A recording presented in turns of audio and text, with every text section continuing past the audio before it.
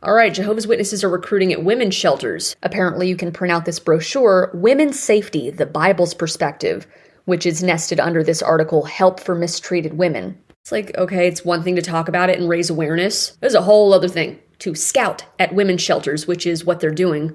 Okay, so it says, millions of women and girls the world over have been abused. Are you one of them? Find out why your safety matters to God and what He will do about the mistreatment of women. So begins the jw.org article, Women's Safety, the Bible's Perspective. A link at the end of that article lets you download a PDF of the material, which can then be printed and folded into a 4-page tract. I printed copies and, along with another sister, took them to a women's shelter in my congregation territory, says a sister in the United States named Stacy. I'm sure her name was Stacy. All right, moving on. An employee there asked if she could have additional copies to distribute to those living at the shelter. Of course, there's always some random side characters. So there's always somebody in these situations who's so fascinated by, what the J-Dubs are doing that they just want to help accelerate the process. Of course, there's somebody who asked for more tracts. As a result, 40 more of these tracts were delivered along with 30 jw.org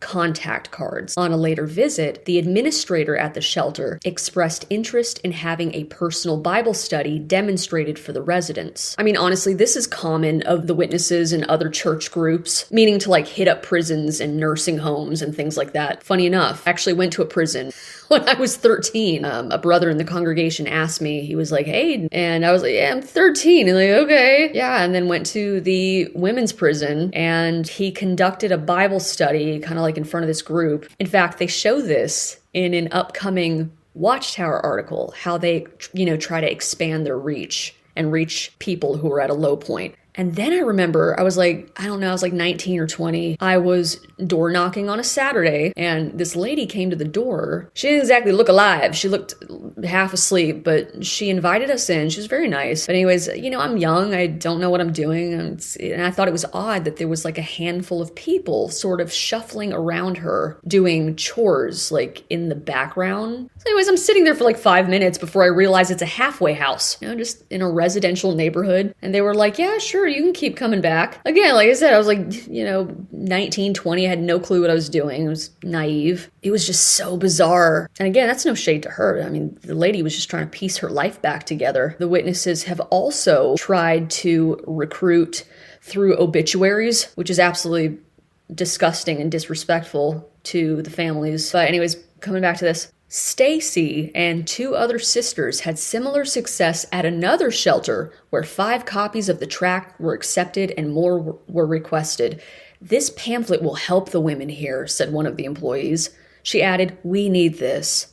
On a later visit, several residents gathered together to see a Bible study demonstrated, and 2 of them expressed interest in attending the next weekend meeting at a Kingdom Hall. And there it is. That right there, that's the end game. Jehovah's Witnesses, you have to understand, I'm not talking about them as individuals, but as an organization, Jehovah's Witnesses don't give a shit about these women. Women who have been beaten, their heads completely screwed. Just screwed up from mind games and verbal abuse. Hook them, reel them in, get them in the building, get them love bombed, and then these women go from the frying pan to the fire. You know what these women need? Therapy, mental health professionals, possibly medication, real practical help. Getting back on their feet. Not getting sucked into a cult that's clearly weaponizing their vulnerability to gain membership. All right, Stacy says, we are amazed at how this beautiful article has been received. When printed and folded, it is an appealing way to share the kingdom message with this special audience.